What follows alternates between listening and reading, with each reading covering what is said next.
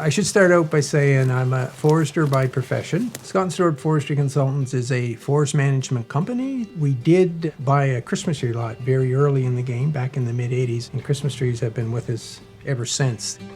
And I think I've worked here as long as my memory is, weeding trees, planting trees, shearing Christmas trees, all the way up through high school and university. I actually went on to pursue a different career, but had the opportunity to come back and to kind of help Dad, and at that point made the decision that's what we're going to be doing for at least the foreseeable future.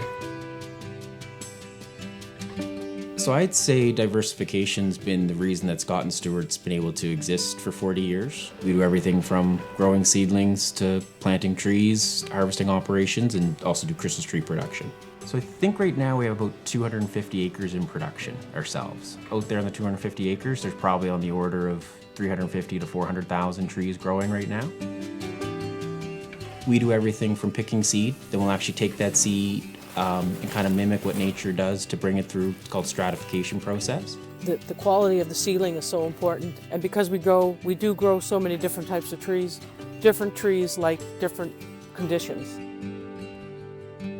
And then typically the rotation from that seedling to when you have it in your house at Christmas time is probably about 8 to 10 years, depending on size and fullness and grade and all the fun stuff that we like to talk about. This tree here is a nice tree. It's got a couple little minor flaws in it. It would certainly go as a premium.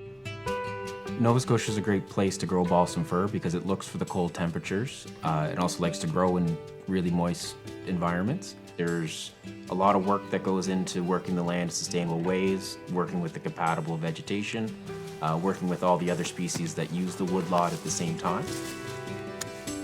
Ultimately, any tree purchased from a Nova Scotia retail lot is grown by Nova Scotia farmers and put out there for Nova Scotians.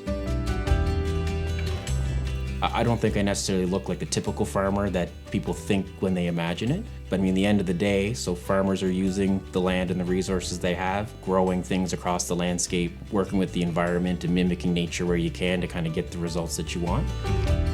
I call myself a forester, and I guess I can get myself to being a farmer because it's all about farming. It's all about germinating stuff, about taking care of stuff, about getting a product that people want. And of course, it's extremely rewarding to be growing stuff. What I'm most looking forward to in the future is seeing this place grow. My father's still involved in the business, but definitely stepped back. But he'll definitely be somewhere on one of the properties somewhere till he physically can't.